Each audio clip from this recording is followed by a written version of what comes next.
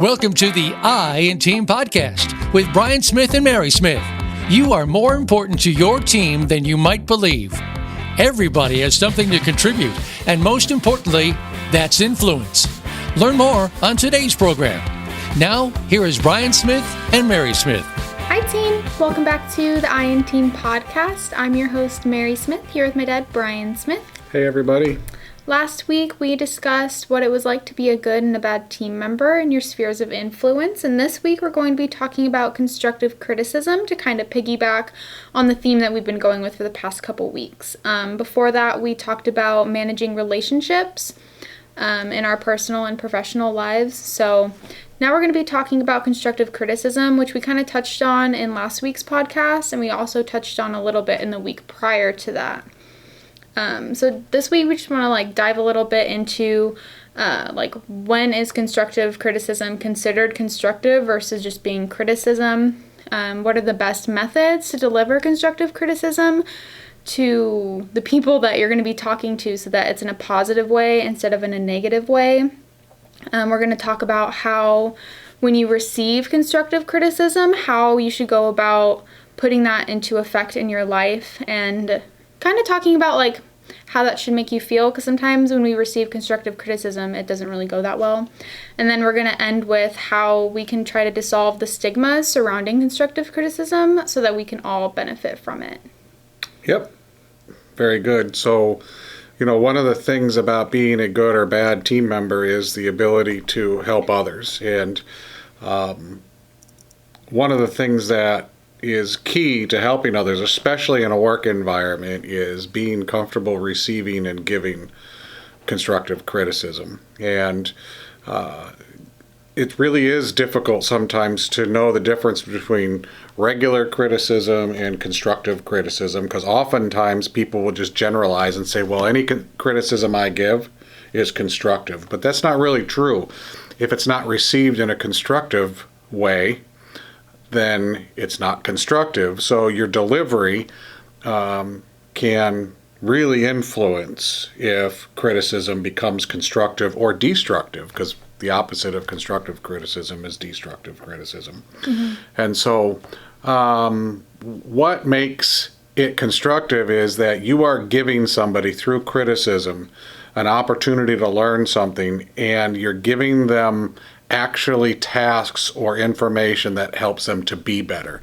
Just telling somebody that they do something wrong or that they've done something wrong without offering a way for them to do it right in the future, that's really the key difference. The key difference is that when you criticize somebody for something, if you have any intent of it to be constructive, it should be included with a path to doing it the right way, or what you think is the right way.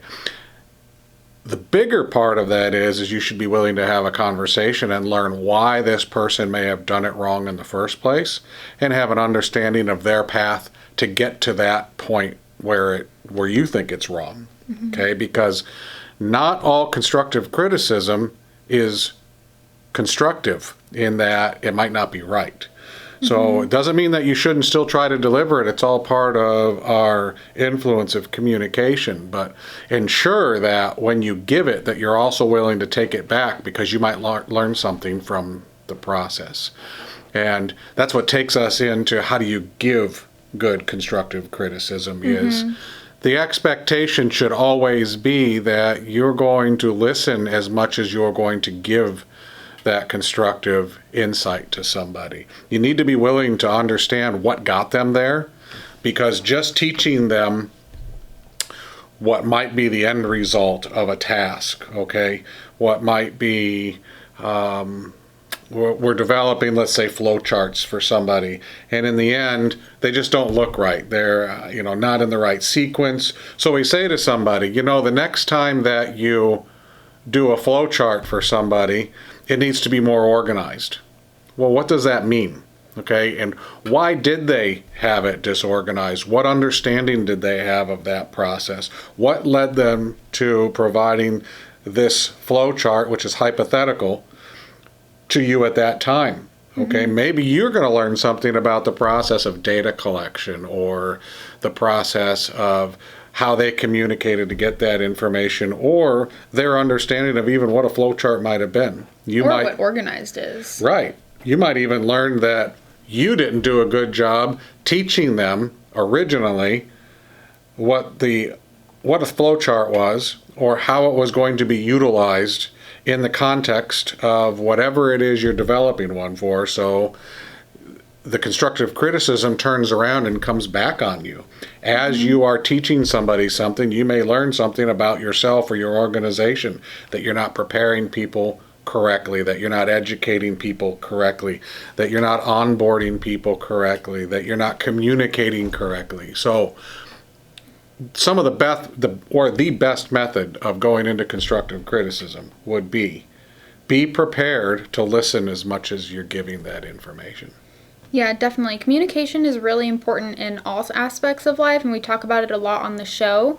But especially when you're giving constructive criticism, you have to be mindful that what you're communicating, how you're communicating it, is being understood by the other party the way that you want it to be understood. So with the flowchart example, if someone delivered you a flowchart that you thought was unorganized, that's your definition of being unorganized. That doesn't mean that it's the person who made its definition of being unorganized. So when you're giving constructive criticism, you do have to listen as much as you talk, but when you do talk, you have to ensure that the other party understands what you're saying from your perspective. So you have to maybe ask them to repeat it back to you, or just like make sure, like, do you know what organized is? Like, this is how I see what organized is. Maybe you don't see it that way. And then work together to make it so that next time you work on a similar project, that it can be organized in the way that you both see it. Yeah, make it constructive. Make it constructive. Have a conversation.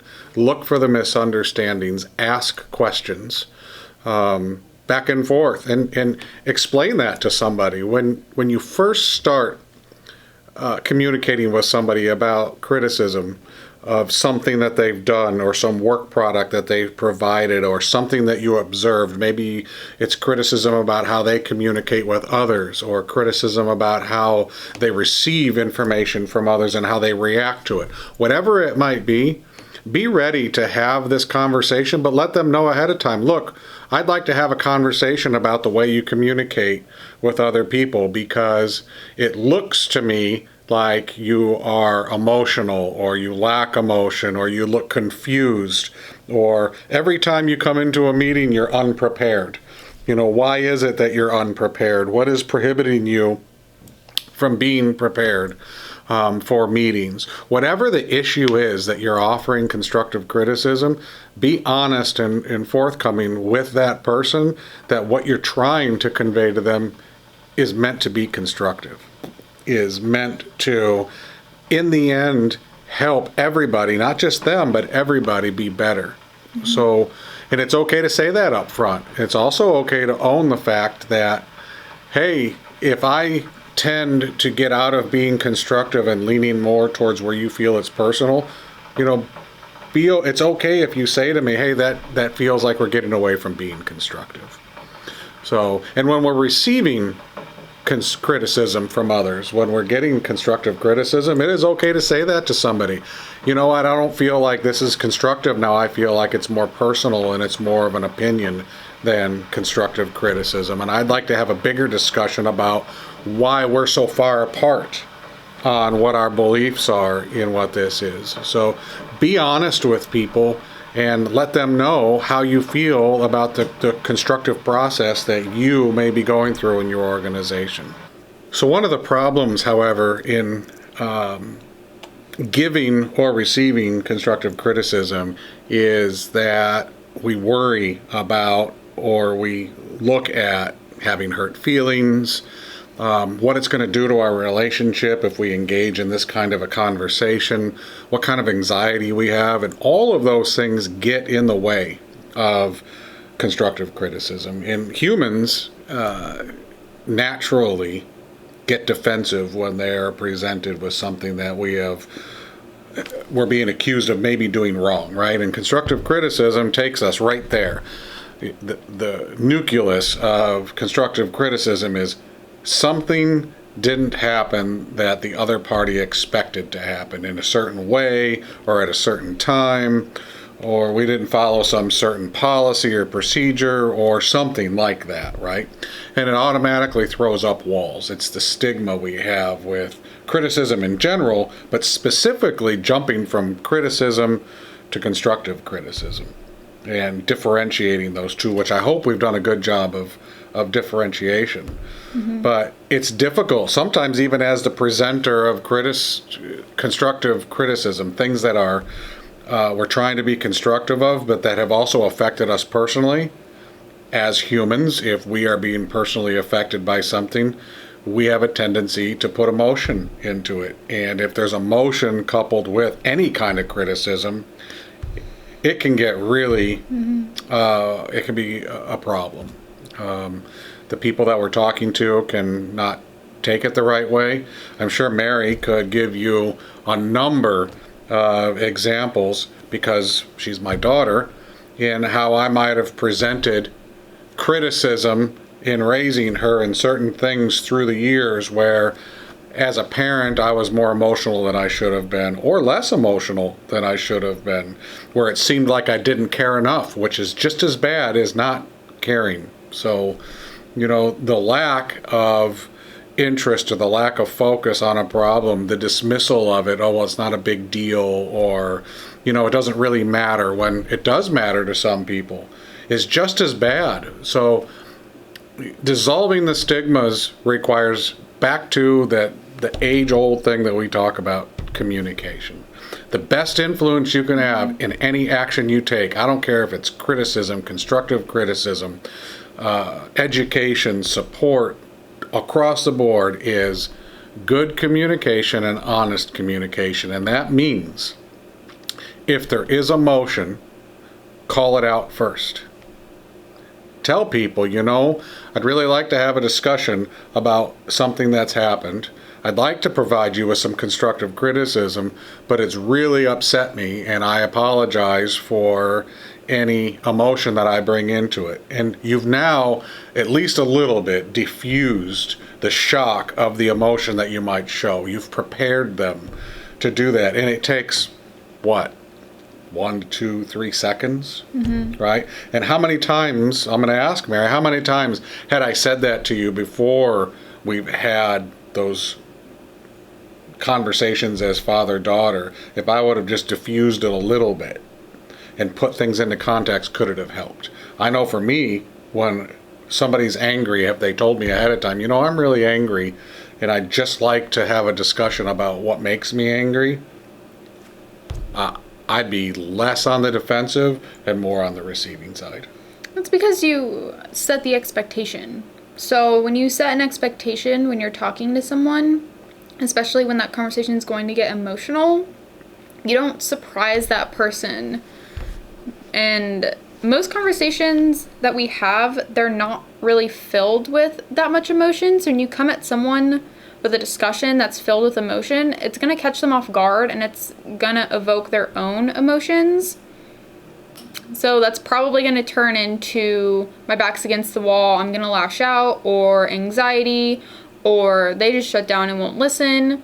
So it's really important to set the expectation for the type of conversation you're going to have and the way you're going to be delivering it, because it'll help the other person understand where you're coming from at a better angle, and the shock of the conversation won't happen. So they'll be focused, they'll be engaged, and maybe they'll be less emotional as well if they know that, okay, they're going to be a little bit emotional, but I can handle it.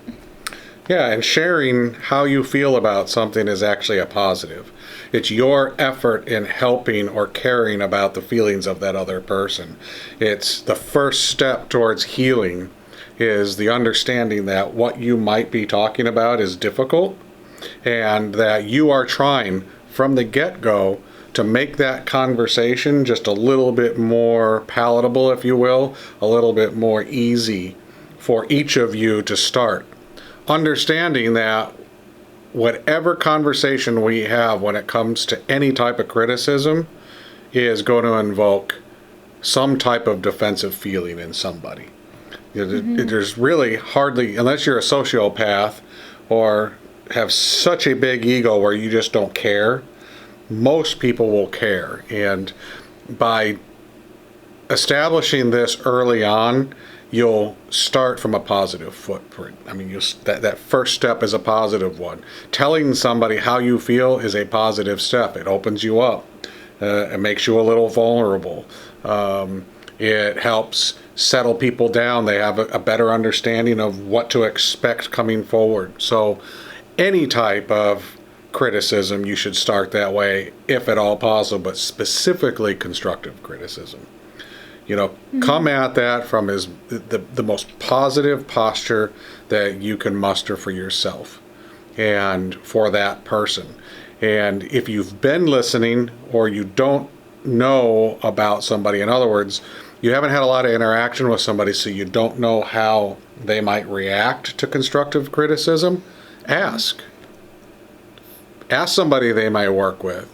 Okay? What's the best way to communicate with them? You don't have to give away that you're about to have a difficult conversation with somebody.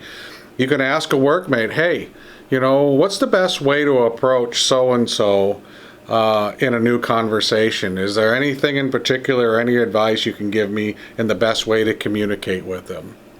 So you never know what kind of little nuances you might find, what their workmates might say. They may tell you, you know what, so-and-so has had a really bad day today. Today's not a good day for that. But, usually they show up in the morning, and that's the best time to have good conversations with somebody is in the morning. Or the best time is in the afternoon.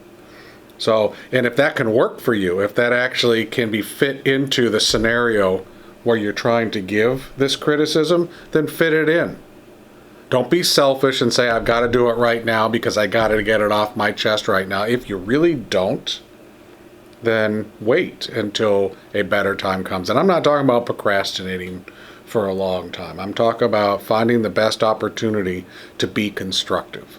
And that means that you can give the information well and it can be received well.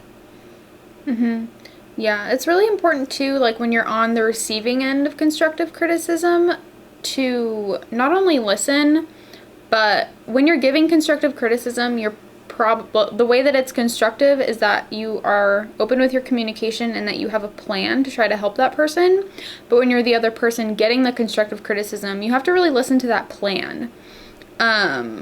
Really try, because I know a lot of people, they have a tendency to shut down and ignore constructive criticism. Like, I don't need to do that. The way I'm doing it's fine. Or whatever. Just so-and-so said I could do it a different way. Or, the policy is different. Those are all valid things to bring up. You know what? Engage. If you're the one on the receiving end, then that's your chance. That's your chance to challenge policy in a positive way. It's your chance to say why you do it a different way. It's your opportunity to challenge what is constructive about what you're receiving.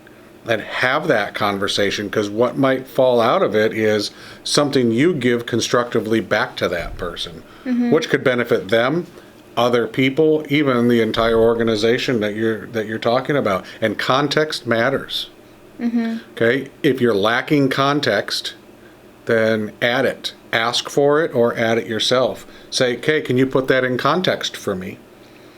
I think one of the biggest things that's important in any type of criticism is to be positive.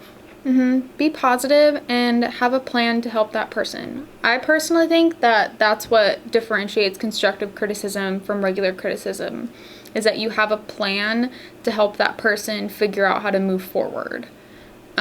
Because you're helping them construct a new way to go about their tasks. That's a really good point, Mary. So yeah, have a good plan. So, and if you don't have a plan, don't be reactive, right? Don't be reactive with constructive criticism. Don't just fly off the handle and say, well, the policy is this.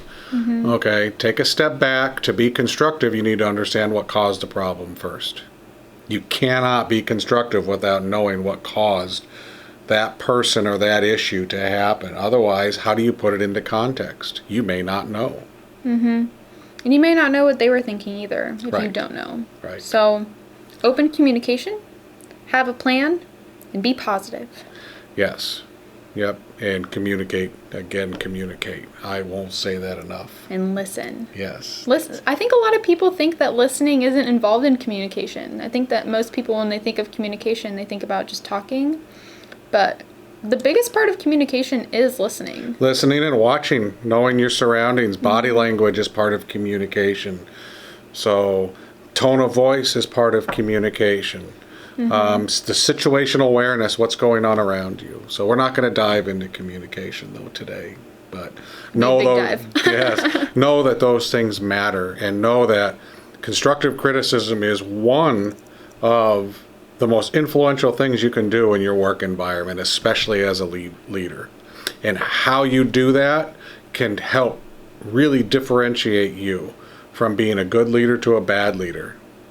So the answer is not, I'm the boss. Tell them why you're the boss. If there's an issue that you're trying to teach them about, put it into context, give them a path to be better, but it's not just that you're the boss. And the last thing I'm going to say about it is don't be a do as I say, not as I do type of leader. If you're giving constructive criticism, don't walk away and do it a different way so that everybody can see you do it differently. Because the constructive criticism you gave just goes right out the window. So I hope that you all can go out and help each other, be positive, give good constructive criticism, help people be better. That's our goal here, is to help people be better. And next week, we are going to talk about what is a business consultant? What is a business consultant, and what should you expect from one? And why would you even want one? And what is it that we do every day? And what makes us valuable to you? And why you should turn to us in certain situations and rely on us to be your partner in your influence and in your company's influence, and why our influence can make a big difference in the success of our clients and for ourselves. So that's what our next show is going to be. I hope you have a great weekend, and we look forward to seeing you next week. Make sure to follow us on Twitter. Yes.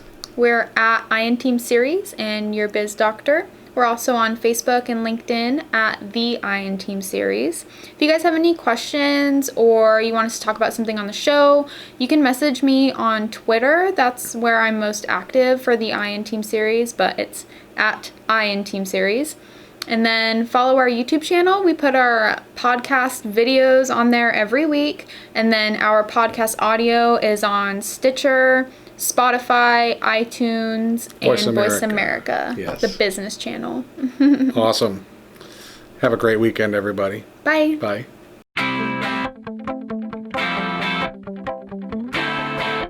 Thank you for listening to the I in Team podcast. We hope we've positively influenced you and you've picked something up from the show that you can use in building and influencing other individuals or your team. Please join us soon for another program on the Voice America Business Channel.